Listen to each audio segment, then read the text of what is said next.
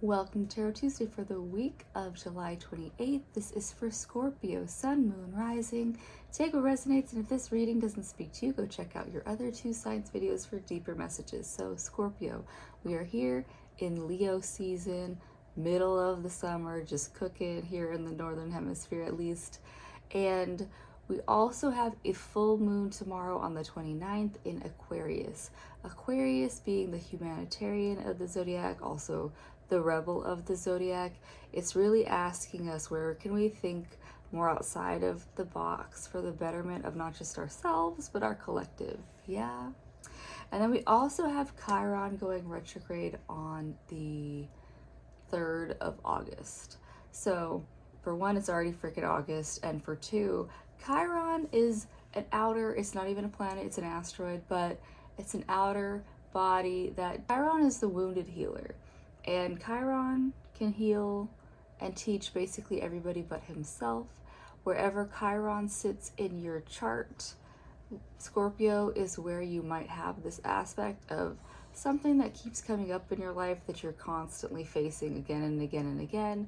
And it could also be the thing that you can teach to others how to not do the best because you've lived so many experiences with it.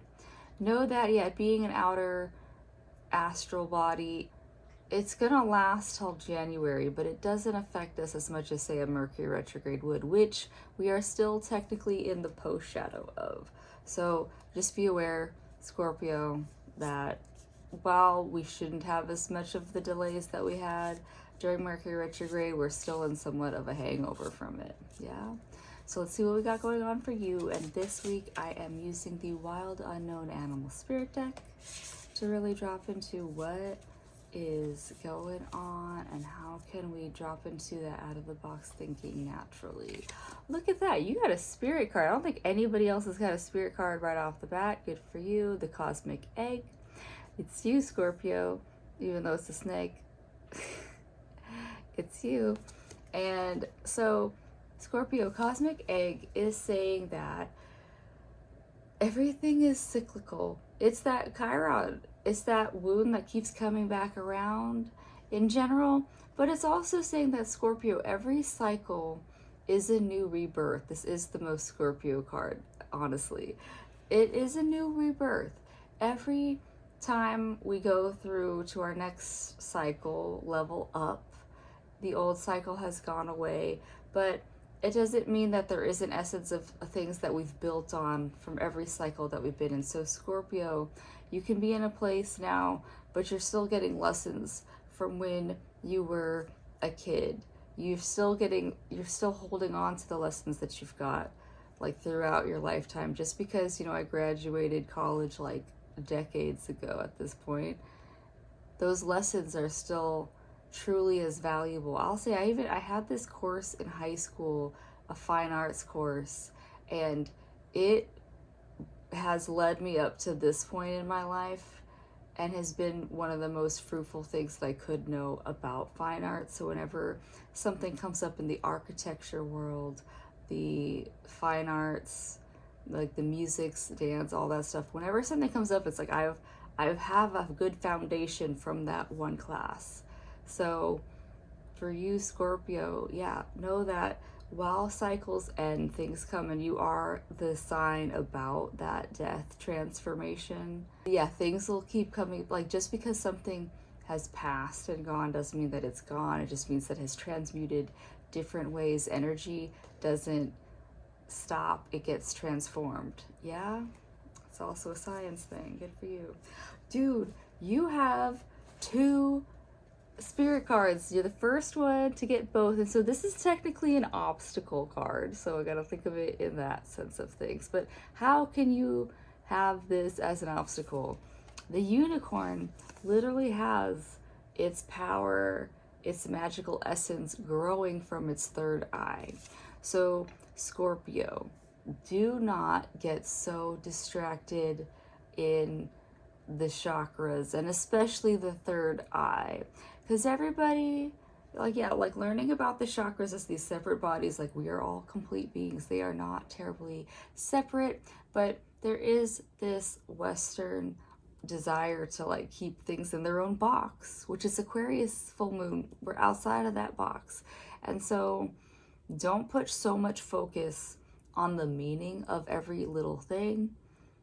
Don't put so much focus on intellectualizing everything, because the third eye, while it's very important, it is somewhat of the radio tower to the rest of the chakras. But because of the way the world is going, the information flooding that happens, flooding the third eye closes it.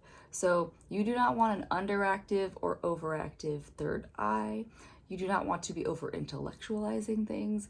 You want to be able to get into a flow state. And so Scorpio, meditation looks different for everybody, but finding some sort of meditative practice. Turn off the device. Turn off the device. Go sit somewhere unplugged as much as you can be. And while some people cannot sit and meditate, yoga is a moving meditation. So you can even just go out on a present walk with yourself. Take off the headphones, just walk and be present with all the aspects of nature. Musically, words really distract us. So while some people love their affirmations, that's totally cool. But my suggestion would be to listen to something more instrumental, straight up instruments, or straight up frequency music has been coming up for a few people. There's people who listen to things like 432 hertz, or like I listen to 1111 hertz sometimes to tap into that angelic realm. And so listening to frequency is a way to, you're tuning out, you're not getting influenced by words, things that have meaning to it. You're just dropping into a space where you can meditate and listen to your inner world. There's that. Yeah, so don't overstimulate, don't understimulate that third eye. Keep it open and be open to the fact that, like, there is no separation between you who you are now and you who learned all those things when you were younger or up to this point. You could learn things new of things every day. That's what I just told Libra as well, where if you stop learning, the second that you decide that you stop learning, you stop growing, and that leads to your decline. So Scorpio, keep your mind open, learn new things every day, and be open to wherever this next cycle leads you. That is what the Wild Unknown Animal Spirit deck has for you. I'm going to pull one more card from the Starseed Oracle deck, as it was just the most Aquarian thing that I could pull. All right, off the bat. So anyways, to ground all of this spirit energy, you need activated earth, power places, ley lines, trust where you're led. So Scorpio, this is a reminder, like I said, where meditation doesn't look like the same thing for everybody, but go to a power spot. A power spot doesn't mean you have to go to the pyramids or Sedona. You can. It's lovely if you can. If you can absolutely do that, go do that. But a power spot can just be like your backyard. A power spot could just be where I put my like favorite crystal, or like salt lamp, if you look back there. Things like that. Power spots can just be your favorite tree. You get drawn to a tree. I had a friend who got really drawn to a mountain that she passed by every day. So really, Scorpio, find your power spots and be like a little battery and recharge.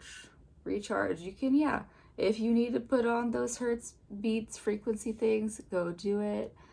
And just recharge in whatever way looks good for you. That is what I have for you this week, Scorpio. I hope that helps. I do hope that you feel all the power of all these magical elements that are within you at all times. Don't close off your mind to them, and they are there ready for you whenever you are ready. And I'll see you next week. Bye.